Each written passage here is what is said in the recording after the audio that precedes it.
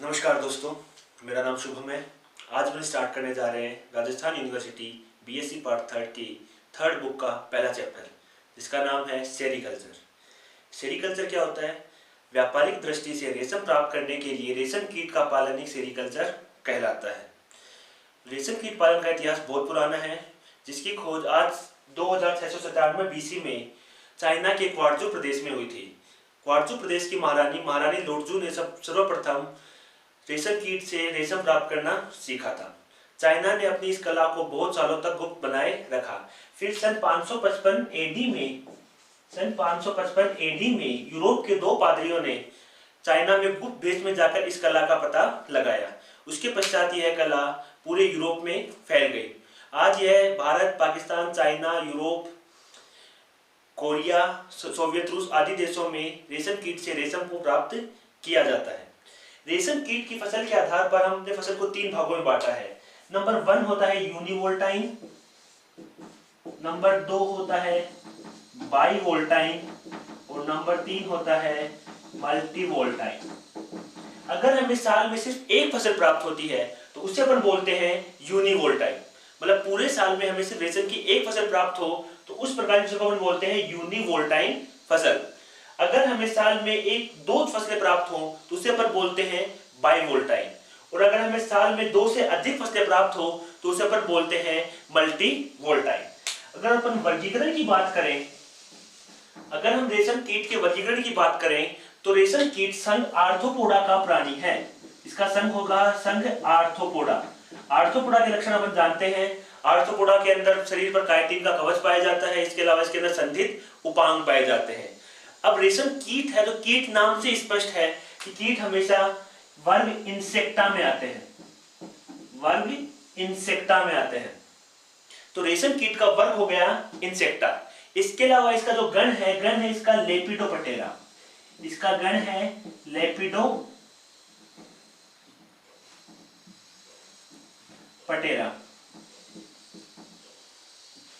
इसके अलावा सिर्फ कुल की बात करें हम तो इसमें 2 कुलों का अध्ययन किया जाता है। नंबर 1 है सेटर्निडी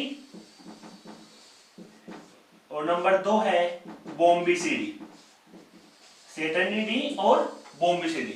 यहां मैंने रेशम कीट की 4 जातियों के नाम लिखे हैं। इनमें से ऊपर वाली जो 3 जातियां हैं वो सेटर्निडी कुल के हैं और जो नीचे की बोम्बिक्स मोराई है वो बोम्बिसिडी कुल का प्राणी है। वहीं हम मुख्यतः अध्ययन करते हैं बोम्बिक्स मोराई का। तो बोम्बिक्स मोराई का वंश होगा बोम्बिक्स और जाति होगी मोराई। ये था रेशम कीट का वर्गीकरण। इसके बाद हम बात करें मुख्यतः सेटर्निडी की 3 जातियों की, जिसमें एंथेरा पेफियो, एंथेसिया ओस्मेंसिस और एटेकस रेसिनी। एंथेरिया पेफियो की बात करें तो एंथेरिया पेफियो एक पूर्ण रूप से जंगली जाति है जो कि मुख्यतः साल और गुल्लर की पत्तियों का भक्षण करती है। इससे प्राप्त रेशम को हम टसर रेशम बोलते हैं। एंथेरिया पेफियो से प्राप्त रेशम को हम टसर रेशम बोलते हैं। टसर रेशम रेशम के एक प्रकार का नाम है। यह क्वालिटी में मतलब इतना अच्छा नहीं होता।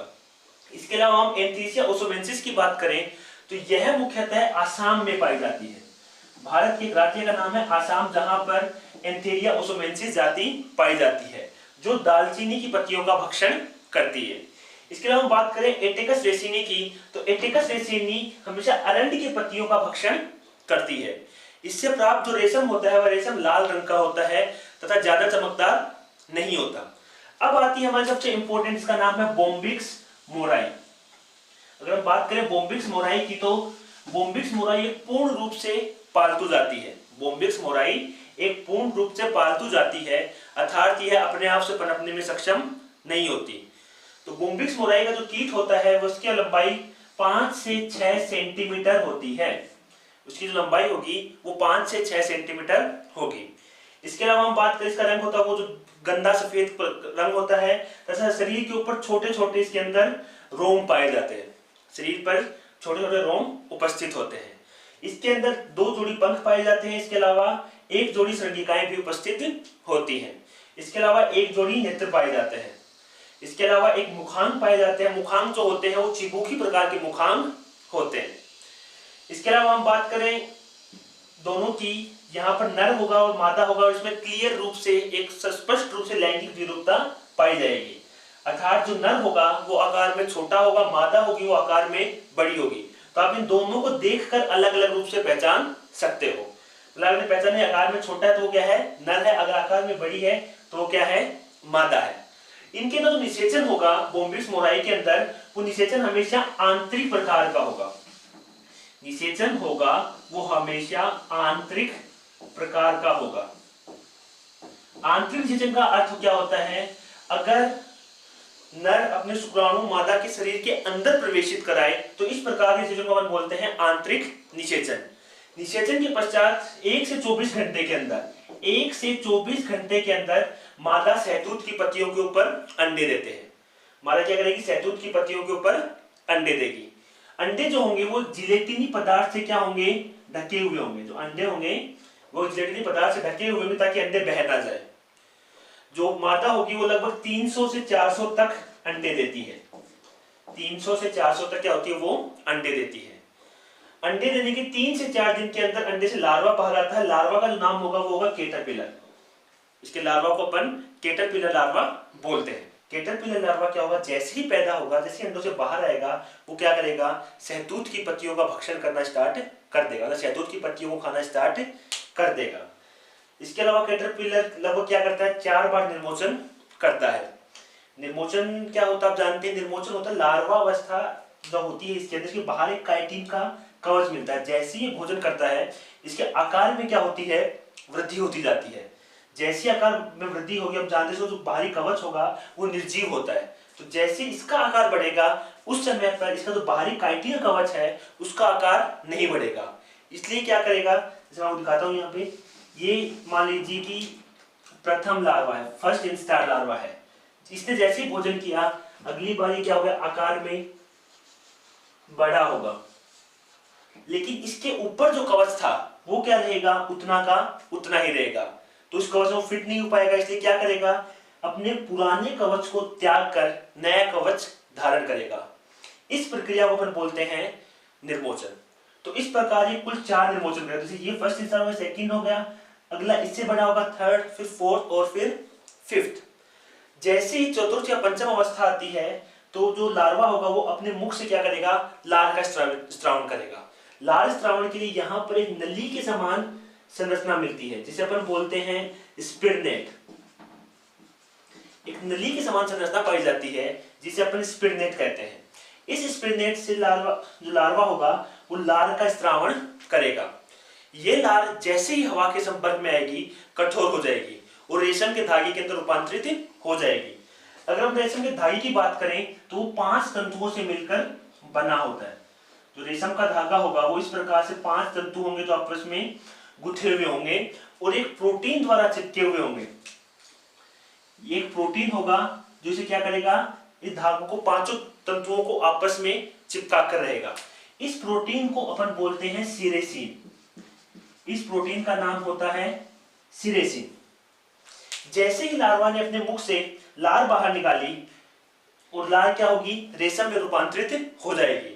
उसके बाद लार्वा क्या करेगा, लार्वा अपने सर को इस प्रकार से लगातार घुमाएगा।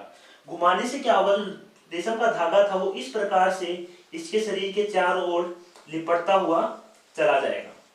देखिए क्या हो रहा है यहाँ पे, जैसे ही लार्वा ने क्या किया, चतुर्थ या पंचम लार्वा अवस्था आई, उसने क्या किया, अपने मुख से लार निकालना स्टार्ट किया। लार हवा के संपर्क में आती है, आते ही कठोर हो जाती है और किस में रूपांतरित हो गई, रेशम के धागे के रूप में रूपांतरित हो गई। जैसे ही धागा बनता है लार्वा क्या करेगा, अपने मुख को इस प्रकार गोल गोल क्या करेगा, घुमाएगा।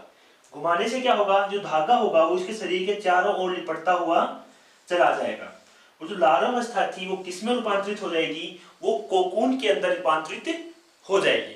तो कोकून क्या है, यहाँ पर लार्वा है और लार्वा के चारों ओर रेशम का धागा इस प्रकार से बंधा हुआ है।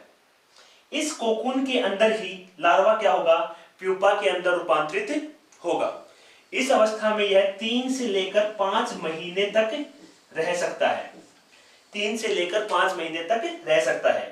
जो प्यूपा अवस्था है इसे अपन प्रौढ़ अवस्था या फिर इमेगो भी बोलते हैं। प्यूपा को अपन प्रौढ़ या इमेगो भी बोलते हैं।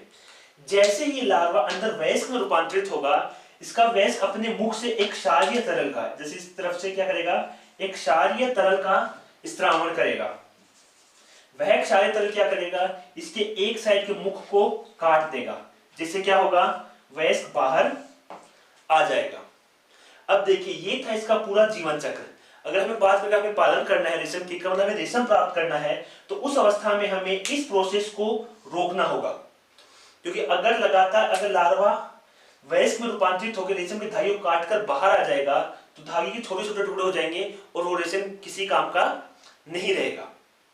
इसलिए जब भी रेशम कीट का पालन करते हैं तो कोकून को तुरंत ही गर्म पानी में डालकर लार्वा को वहां पर मार दिया जाता है, जिससे वो वयस्क में रूपांतरित ना हो।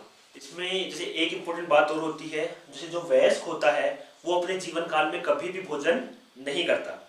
मतलब क्या होगा, जैसे ही जो वयस्क होगा इससे बाहर निकलेगा, बाहर निकलती जैसे नर है तो क्या करेगा, तुरंत मादा को ढूंढेगा और मादा से जनन करेगा। मादा 2 से 3 दिन के अंदर अंडे देगी और अंडे देते ही नर और मादा दोनों की मृत्यु हो जाएगी। इसका मतलब क्या हुआ, जो वयस्क होते हैं वो अपने जीवन काल में कभी भी भोजन नहीं करते। इनका भोजन वैसे मुख्यतः रेशम कीट का होता क्या है, शहतूत की पत्तियां होती है, वो भोजन सिर्फ कौन करता है, इसकी लार्वा अवस्था ही भोजन करती है।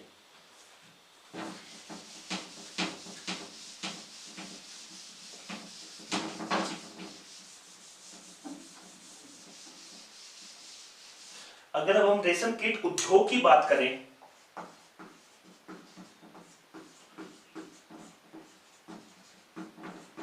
अभी तक जो अपन ने देखा है वो क्या है, उसमें अपन ने रेशम कीट का जीवन चक्र देखा, बोम्बिक्स मोराई का जीवन चक्र देखा है, जहां पर क्या हो रहा था, जो रेशम कीट था वो कोकून से बाहर निकल रहा था और रेशम के धागे को काट रहा था। लेकिन अगर अपने को रेशम चाहिए तो हम क्या चाहेंगे कि जो रेशम का वयस्क है वो कोकून से बाहर ना निकले। उसके बाहर निकलने से पहले हम क्या कर देंगे, कोकून के अंदर उपस्थित लार्वा को मार देंगे। तो अगर हम रेशम कीट उद्योग की बात करें तो रेशम कीट उद्योग के लिए हमें कुछ चीजों की बहुत ज्यादा आवश्यकता होती है। सबसे पहले जो आवश्यकता होगी वो होगा हमें एक देख रेख मतलब उचित स्थान की आवश्यकता होगी, जहां पर हम क्या कर सके, रेशम कीट की देखभाल कर सके। तो जिस स्थान पर अपन रेशम कीट का पालन करते हैं उसे अपन बोलते हैं मखबाना। ये मखबाना क्या होता है, मखबाना एक मिट्टी का घर होता है जो पूरी तरह से, जहां पर उचित प्रकाश और हवा की क्या होनी चाहिए, व्यवस्था होनी चाहिए। इस मखबाना के अंदर ही क्या होता है, रेशम कीटों का पालन किया जाता है। इसके अलावा अपन बात करें, उचित स्थान हो गए, इसके अलावा अपन बात करें तो हमें एक चीज पालन पोषण ट्रे, मखबाना, दूसरा हो गया अपना पालन पोषण ट्रे। पालन पोषण ट्रे क्या होती है, जैसे हम जानते हैं कि लार्वा है, लार्वा से अंडे हैं, अंडे से जैसे ही लार्वा बाहर आएगा, जो प्रथम और द्वितीय जो लार्वा होते हैं वो बहुत ज्यादा कमजोर होते हैं, तो उन लार्वा को हमेशा इन पालन पोषण ट्रे के अंदर रखा जाता है। इन पालन पोषण ट्रे में हम उन्हें खाना उपलब्ध करवाते हैं, इन्हें एक निश्चित तापक्रम उपलब्ध करवाते हैं, एक निश्चित अपन उनको आर्द्रता उपलब्ध करवाते हैं। तो जो प्रथम और द्वितीय लार्वा को जिस ट्रे में रखा जाता है उसको क्या बोलते हैं, पालन पोषण ट्रे। इसके अलावा जो थर्ड चीज अपनी चाहिए वो होती है कोकून ट्रे। थर्ड होता है कोकून ट्रे। जैसे ही लार्वा तृतीय लार्वा से चतुर्थ लार्वा या पंचम लार्वा में जाएगा, उस अवस्था में क्या होगा, उस अवस्था में उन्हें पालन पोषण ट्रे से कहां ट्रांसफर कर दिया जाएगा, कोकून ट्रे में ट्रांसफर कर दिया जाएगा, जहां पर ये क्या करेंगे, अपने मुख से लार निकालेंगे। लार किस में रूपांतरित होगी, रेशम में रूपांतरित होगी, और वो रेशम अपने शरीर के चारों ओर लपेटकर वो क्या करेंगे, कोकून का निर्माण करेंगे। तो कोकून का निर्माण कहां पर होता है, कोकून ट्रे के अंदर होता है। इसके अलावा हमें आवश्यकता होती है मचान की। मचान क्या होता है, हम जानते हैं कि अगर हमारे पास स्थान की कमी है तो हम क्या करते हैं, एक मचान बनाते हैं। मचान इस प्रकार से संरचना होगी, इस प्रकार से सीधी के समान, जहां पर अपन क्या करें, कम स्थान में ज्यादा रेशम कीटों क्या कर सकते हैं, अपन पालन कर सकते हैं। अब देखिए कम स्थान में एक के ऊपर एक रख के इस प्रकार से अपन क्या करें, मचान बनाते हैं, जहां पर हम ज्यादा ट्रे को रख सके और कम स्थान के अंदर अपन क्या कर सके, ज्यादा रेशम कीटों का पालन कर सकते हैं। इसके अलावा हमें क्या चाहिए, शहतूत की पत्तियां काटने चाकू चाहिए अपने को मतलब टोकरियां चाहिए जिसमें अपन शहतूत की पत्तियां इकट्ठी कर सकें। इसके अलावा अपने को तापमापी चाहिए और अपने को आर्द्रता मापी चाहिए। जैसे मैंने आपको स्टार्ट में बताया था कि जो रेशम कीट होता है वो पालतू होता है पूर्ण रूप से, मतलब इसका अर्थ क्या होता है, उसको रहने के लिए एक निश्चित तापमान चाहिए, एक निश्चित परिस्थितियां चाहिए, उसी परिस्थितियों में वो क्या कर सकता है, सर्वाइव कर सकता है। अगर अपन तापमान की बात करें तो जो तापमान होगा वो 25 डिग्री सेल्सियस से 27 डिग्री सेल्सियस, इसी तापमान में तो क्या होगा, रेशम कीट सरवाइव कर सकता है।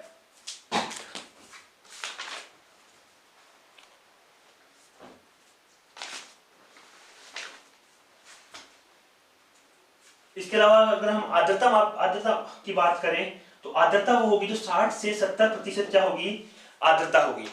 अगर मान लीजिए तापमान में कम या अधिकता होती है, उस अवस्था में अपने को ओवन और रेफ्रिजरेटर की भी क्या होगी, आवश्यकता होगी।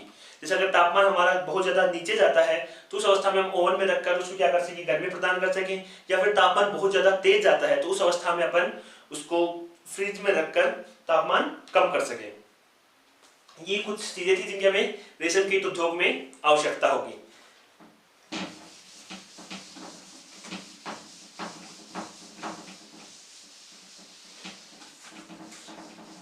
अब जो अपना नेक्स्ट पॉइंट है ग्रेनेज प्रबंधन।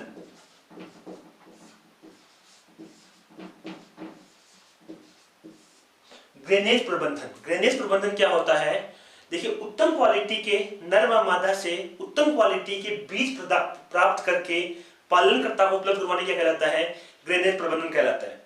देखिए जैसे रेशम कीट उद्योग की अपन बात करें तो अगर हमें उच्च क्वालिटी का रेशम चाहिए तो उसके लिए हमें क्या चाहिए, उच्च क्वालिटी की लार्वा या फिर उच्च क्वालिटी के अपने क्या चाहिए, रेशम का कीट चाहिए। इसलिए अपन क्या करते हैं, एक बेहतर क्वालिटी की अपन नर और मादा का चयन करते हैं, उन दोनों के मध्य जनन करवाया जाता है। तो उनसे जो अंडे प्राप्त होते हैं, जो बीज प्राप्त होते हैं, उन बीजों को अपन किसको उपलब्ध करवाते हैं, पालनकर्ता को उपलब्ध करवाते हैं।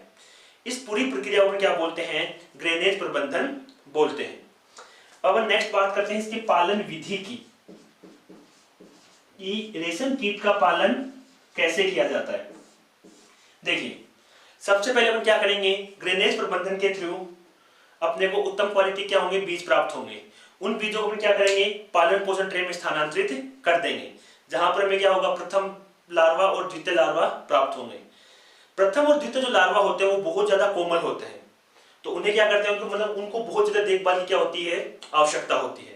उसके अपन क्या करते हैं, उन्हें अलग रखते हैं, उन्हें ढककर रखते हैं, तथा उन्हें जो भी जैसे उनका भोजन और शहतूत की पत्तियां भी क्या होती है, उनको काट कर डाली जाती हैं, जिससे वो क्या कर सके, आसानी से उनको खा सके। अगर चतुर्थ और पंचम की बात करें तो उन्हें काट कर डालने की आवश्यकता नहीं होती, वो अपना भोजन खुद काट सकते हैं। इसके अलावा हमें उस जो मखमाना में जहां पर अपन उनको प्रबंधन कर रहे हैं, जहां पर उनका, वहां पर हमें तापमान का ध्यान रखना होता है, आर्द्रता का ध्यान रखना होता है। जैसे मैंने आपको आदर्श तापमान जो बताया था वो 25 डिग्री सेल्सियस से 27 डिग्री सेल्सियस था। 25 डिग्री सेल्सियस से 27 डिग्री सेल्सियस था। अगर इस तापमान से कम या ज्यादा तापमान होता है तो वह रेशम कीट के लिए क्या हो सकता है, खतरनाक साबित हो सकता है। अब जैसे चतुर्थ और पंचम लार्वा अवस्था आएगी, उस अवस्था में क्या होगा, रेशम का जो लार्वा होगा वो अपने मुख से लार निकालेगा और रेशम बनाना प्रारंभ करेगा, तथा कुछ समय में क्या होगा, कोकून के अंदर रूपांतरित हो जाएगा। इस अवस्था में, जैसे मैंने बताया था कि अगर इस अवस्था में रहने देते हैं तो लार्वा क्या करेगा, प्यूपा में रूपांतरित होगा और प्यूपा से वो वयस्क में रूपांतरित हो जाएगा। प्यूपा से रूपांतरित होगा, वयस्क में रेशम के धागे क्या कर देगा, वो काट देगा। तो यहाँ पर जो होता है उसे रोकने के लिए 3 बहुत मुख्य चीजें काम में ली जाती है, 3 मुख्य प्रक्रियाएं हैं जो काम में ली जाती है। जिसमें अगर हम बात करें, तीनों क्रियाएं हैं। नंबर 1 है स्टिफलिंग, नंबर 2 है रीलिंग और नंबर 3 है स्पिनिंग। अगर हम स्टिफलिंग की बात करें, स्टिफलिंग क्या होता है, एक मिनट,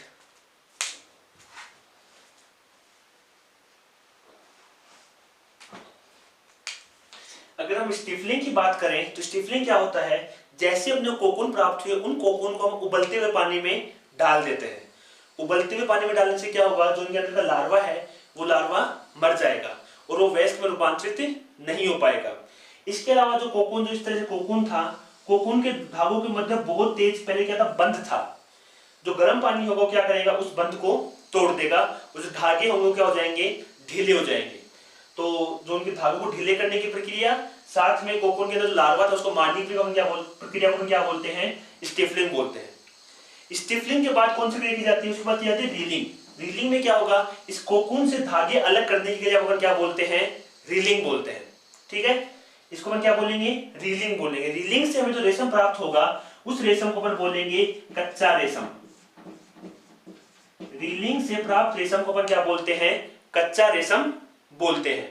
अब इस कच्चे रेशम को कुछ रसायनों के अंदर धोया जाता है, जिससे वो क्या हो जाता है?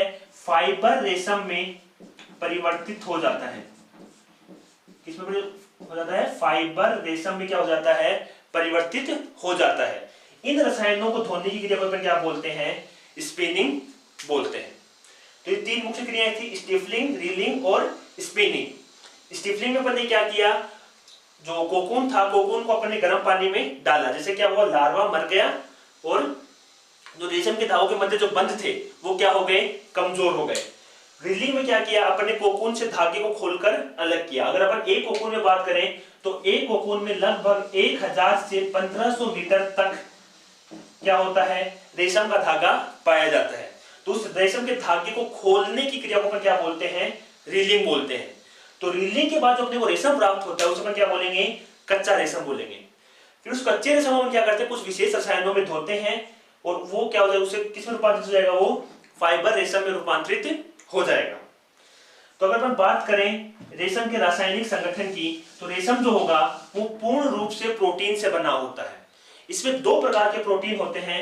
नंबर 1 होता है घुलनशील प्रोटीन, नंबर 1 होगा घुलनशील प्रोटीन, नंबर 2 होगा अघुलनशील प्रोटीन। अब देखिए, जब अपन ने स्टिफलिंग की क्रिया की, जो मैंने आपको बताया था कि जो रेशम के धागों के मध्य बंध थे वो क्या हो गए थे? कमजोर हो गए थे। वो किसके कारण हुआ? इस घुलनशील प्रोटीन के कारण हुआ। ये घुलनशील प्रोटीन, जैसे हम इस घुलनशील प्रोटीन को जैसे अपन गर्म पानी में डालेंगे ये क्या हो जाएगा? घुल जाएगा और धागों के मध्य जो बंध था वो क्या हो जाएगा? कमजोर। जो अघुलनशील प्रोटीन कौन से है? जो रेशम जो बना हुआ है जिस प्रोटीन से, वो प्रोटीन कौन से हैं? अघुलनशील प्रोटीन। इसके अलावा अगर हम बात करें तो कुछ रोग भी हैं। उनमें सबसे मुख्य जो रोग है वो है मेगट रोग। मेगट रोग जो होता है वो एक विशेष प्रकार की मक्खी के कारण होता है। वो मक्खी क्या करती है? अपने अंडे लार्वा के ऊपर डाल देती है, जिसके कारण क्या हो जाता है? मेगट रोग हो जाता है रेशम कीट को। ये रोग काफी खतरनाक होता है रेशम कीट के लिए। होप आप लोगों को समझ में आया होगा। Thank you.